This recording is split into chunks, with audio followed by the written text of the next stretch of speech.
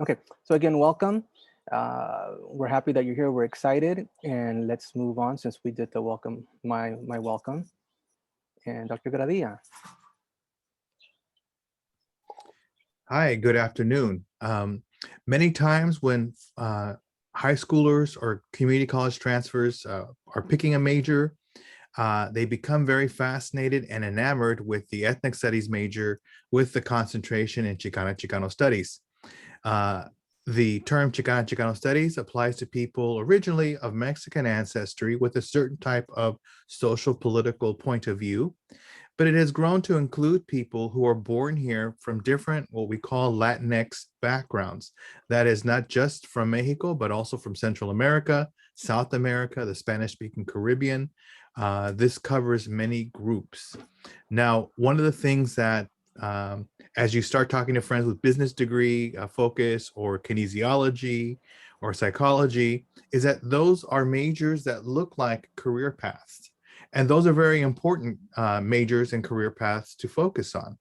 But one of the things that folks ask about ethnic studies and specifically Chicano studies is, well, what kind of career path is that? What kind of jobs can you get in ethnic studies? And I think this is where a little explanation is needed. One of the things that we focus on is the human condition, and people do not realize that. So one of the things that we do in our perspective is that we are interdisciplinary. What does that mean? That means that we use history, sociology, literature, film, popular culture, music, all sorts of angles, urban planning. Uh, and the key aspect of this is that you learn to look at a social issue or community from multiple angles, not just a single perspective.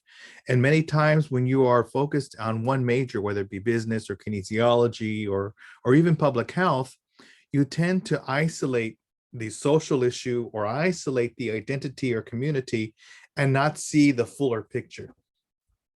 And so for this major, we really believe in contemporary and historical context in order to understand any social issue you're facing. So our students will come with a lot of research skills. They will learn to be very analytical and critical of data, of context, of givens, of status quo thoughts and ideas. And we learn to really dig deep. And students really gain an appreciation for this through the types of curriculum and activities in our classes. Right. Very good. Excellent. Excellent. Thank you, Dr. Gradilla. Let's see. Okay. So we have a quick little video for you.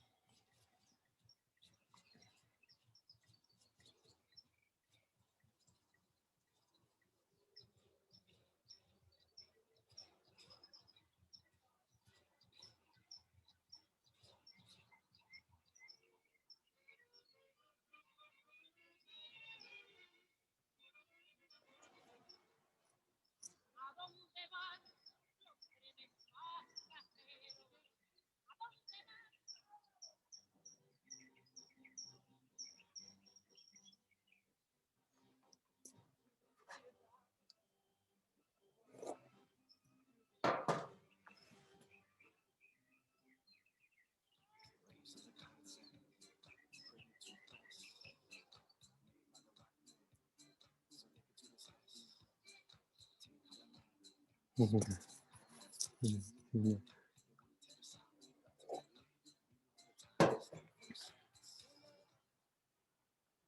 right. Okay, okay. One unique aspect of the department is that we've been growing and growing and growing. So for example, we're currently at 9 faculty members. Last year, we hired 2 new faculty members, Dr. Mario Alberto Obando and Dr. Eddie Francisco Alvarez. Prior to that, it had been about 4 years, and we hired 2 additional. Prior to that, starting from 2005, there was about 3 to 5 of us and so forth, and now we're at 9. We have 2 new faculty members coming in, and so we've never been as big as we are now. We've never had so many professors that have been tenured, and that's meaning that we most likely, we will be here for the long haul, and you get to see us around on a regular basis. And so we're really growing, and we have one of the most unique curriculums available in Southern California, and especially most certainly in Orange County. And so that's something that the whole university and the College of Humanities and Social Sciences is also aware of how vibrant we are, and how a lot of students really look to, for us for majoring and minoring. And oftentimes even students that don't major and minor with us, they're eager to take classes with us. Dr. Gradia, you want to say something? We have, I think, 5 minutes before we transfer to the Q&A and then move on to the other sections. Anything you want to add? Absolutely. I think you, as a student, will have some of the most innovative, up-to-date, contemporary perspectives that you can get from any major. And I think one of the things that makes it so enjoyable for our students to enjoy reading and enjoy preparing for exams and assignments is that they really identify and feel that they have some knowledge to bring with them. And that's part of how we view things, that we start with you and where your knowledge is, and we attempt to braid or thread together your knowledge that you're bringing from your home and your families into what we are teaching you here in the university. So it's a unique experience, and students have a hard time articulating why they enjoy it so much, but a lot of it is because we tap into your knowledge and your potential. Good point. Good point.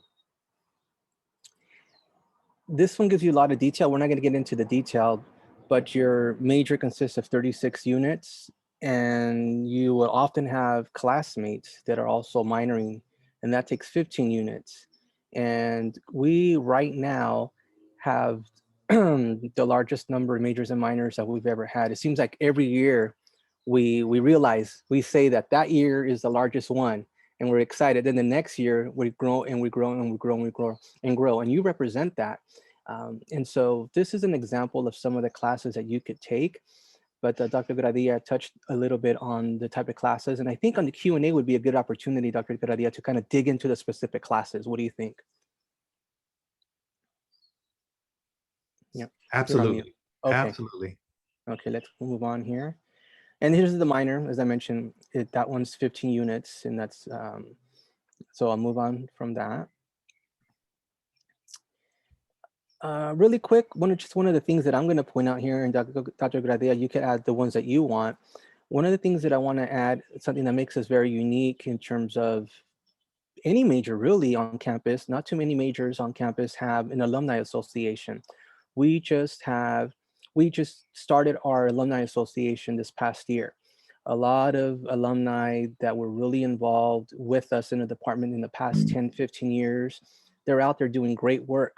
Social workers, working in legal areas, working on immigrant rights, housing. Some are in graduate school, PhD programs, master's programs in different areas. And so you will have exposure and connections to these alumni who are super, super eager to connect with the department and with you. So that's one unique thing that we do have in terms of extracurricular and professional development, is where you get to learn and get answers from students who have walked the path that you're going to be entering now. Dr. Garadia?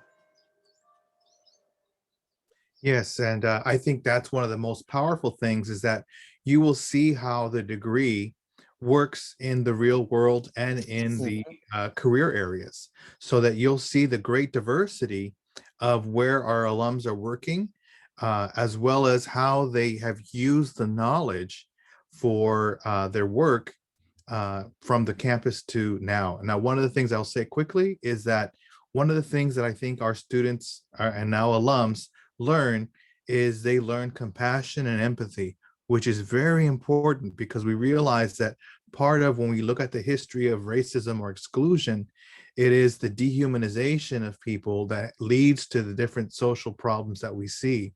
And so the daily practice of caring and being empathetic is what our alums learn in terms of lifelong skills. Thank you. Because we don't have that much time, and we could share this PowerPoint with you if you want it and want to get into the more details, or if you have a question, we could go back to it and discuss it.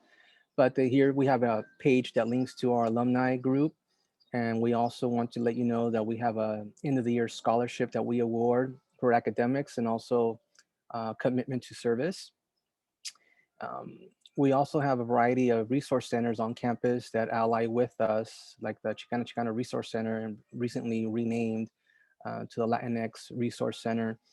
And so those are university-wide resources that are available to you and often ally with us. And then advising, Dr. Gradia is probably one of, if not the best advisor, not just in our department, but in the college. He has a lot of wealth of knowledge. And so we are lucky that he is someone that could help you when you come to Cal State Fullerton and join our majors. He will be there to help guide you through the process. Anything you want to add, Dr. Gradia? No, I think you eloquently addressed that, and I thank you very much for your kind words. I think one of the other things that we are very aware of as a department that serves many first-generation students, students of color, low-income students, veterans, LGBTQ plus students, the undocumented.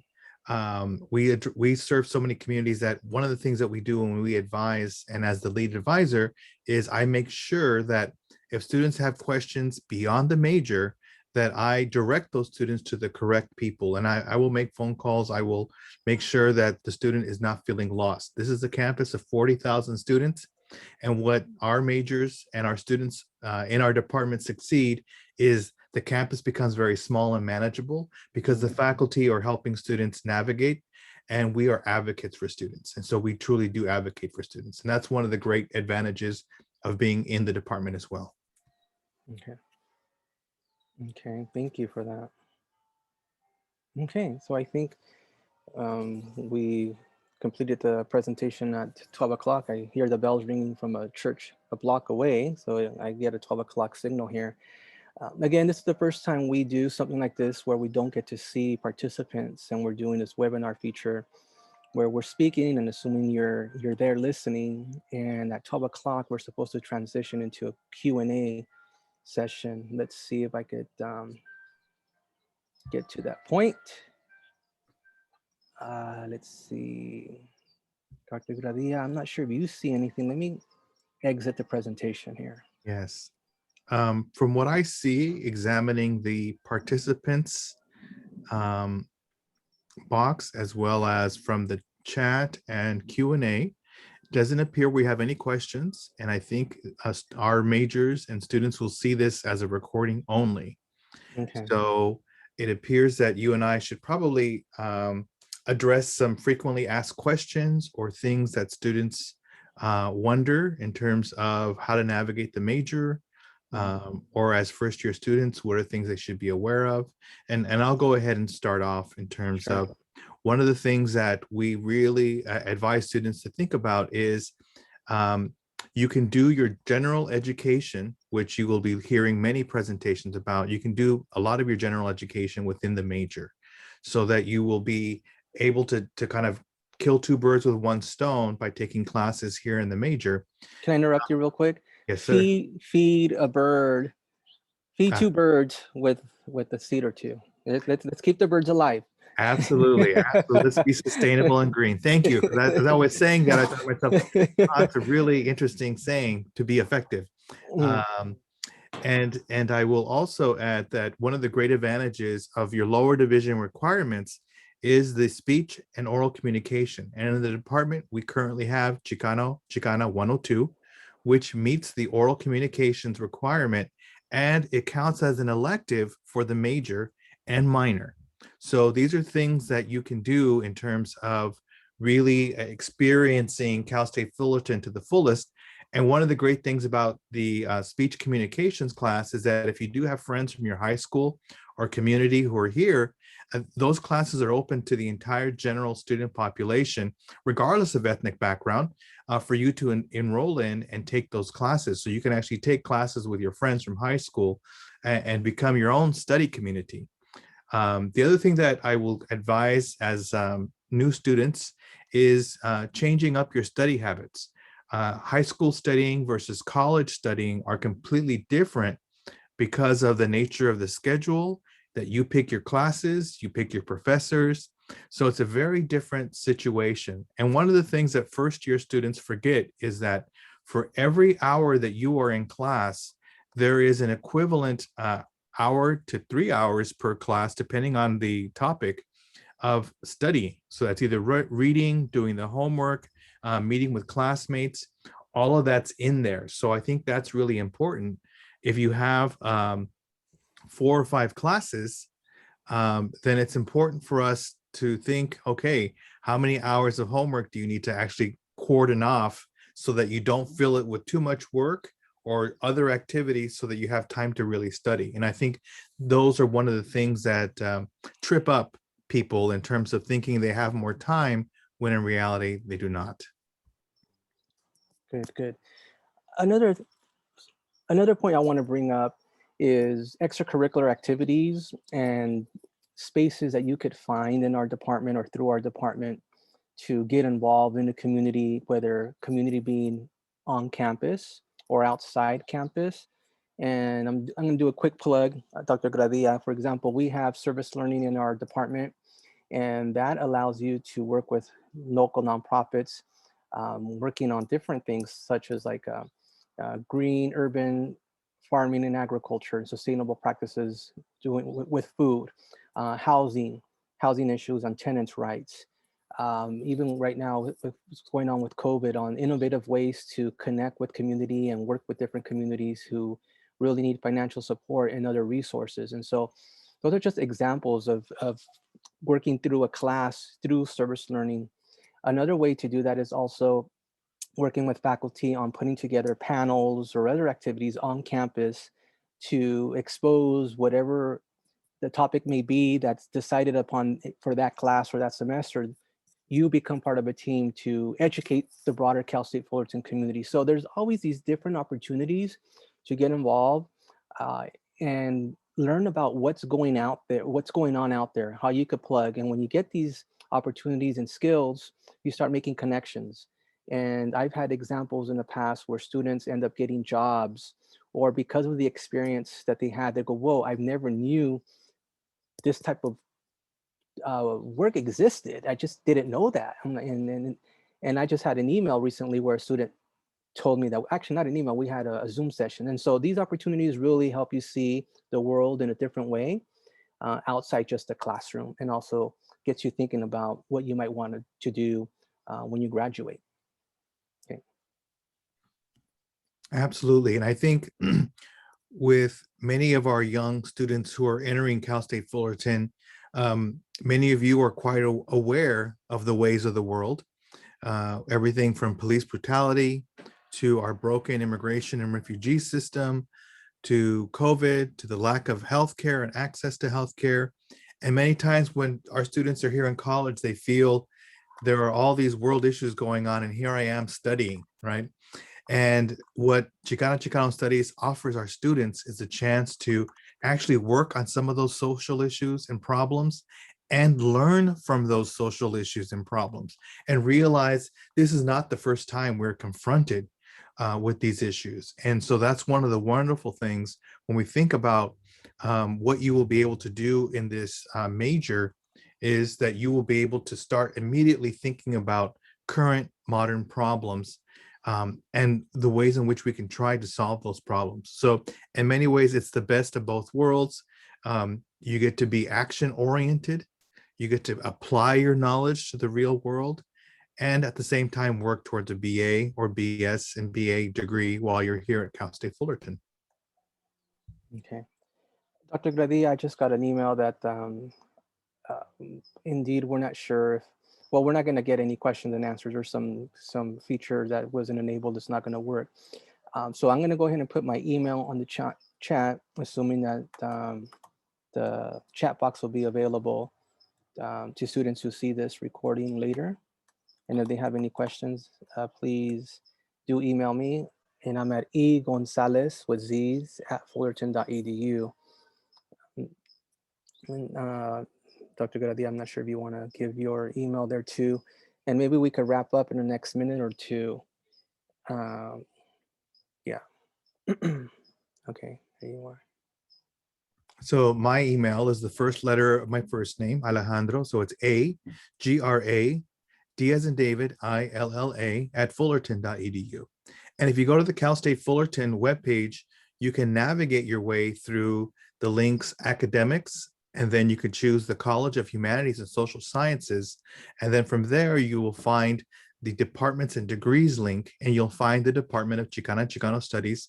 And in that page, you'll be able to see major requirements. You'll be able to see other important information to help you gain knowledge while you're here at Cal State Fullerton. Mhm. Good point. And on that one, I also suggest when you're there, and I hope you do visit the page, take a look at all the professors that are there and get a sense of what they teach. Unfortunately, what we don't have up yet are also our lectures. We have some of the best lectures anywhere, and we don't have their information on there, but at least what we have on there, you get to see the different types of topics that are covered in classes, and then see the course descriptions. And for many students, you will start to see a pattern of what you're gravitating towards. And there's a lot of liberty in terms of things that you could take, and it will still count for your major. And that's where the advising comes. You talk to Dr. Gradia, or you could talk with me, or even another professor, and say, I'm really interested in this, or I'm not sure what I'm interested, but I've taken a couple of classes and I seem to gravitate towards X and Y. And then that's the advising. We say, well, look, this class with Dr. So-and-so, this class with Dr. So-and-so would be a good fit for you. So that's also something that we work with you. And if you can, start taking a look at what are some of those potential classes, and even, potential classes that you seem to be more attracted to. And then email us, and we're also open. I'm open. I know Dr. Gradia is open. If you want to have a Zoom discussion, you could request that, and we'll be more than happy to chat with you, because sometimes it could be a little complicated just to go back and forth in emails. Absolutely. And I think one of the last things that I'll be adding here today is, as you enroll in classes, realize that a great number of our courses will be in person, and to look carefully so that when you select a class, you know that you're enrolling in an in-person class versus a hybrid half and half class versus a completely all online class. And so when you look at the schedule, you'll be able to see if it has a classroom assigned to it, that is a fully in-person class. So for those of you who have been exhausted by your Zoom high school experience, you will be able to take many of your classes in person. Good point. And if it's still confusing, sometimes the information looks weird whenever you're registering and looking at classes. Don't hesitate to email us and ask for clarification. Oh, would this class be in person? Would this class be online? Maybe you want something online to start off your first semester. Email us and we'll clarify it for you. Okay. I think that's it. I hope that this was informative. I hope to meet you, see you soon. And please email me. I did reach out to all of you. I sent an email. Please email me and just let me know, hey, I did attend I did see the webinar, or just simply say hi if you didn't have any questions. And I hope you are part of one of the 38 students that picked our major in their application to come to Cal State Fullerton. And thank you. Have a good day. And Dr. Gradia, any final words? Yeah, I think one of the things that is so exciting is that coming to Cal State Fullerton, in this department, we have a long line of people since the early 1970s who have been the movers and shakers of Orange County and other parts of Southern California and around the state. And we're greatly proud of all of our students. So we look forward to meeting you and seeing you and having the honor and the opportunity of having you in our classes.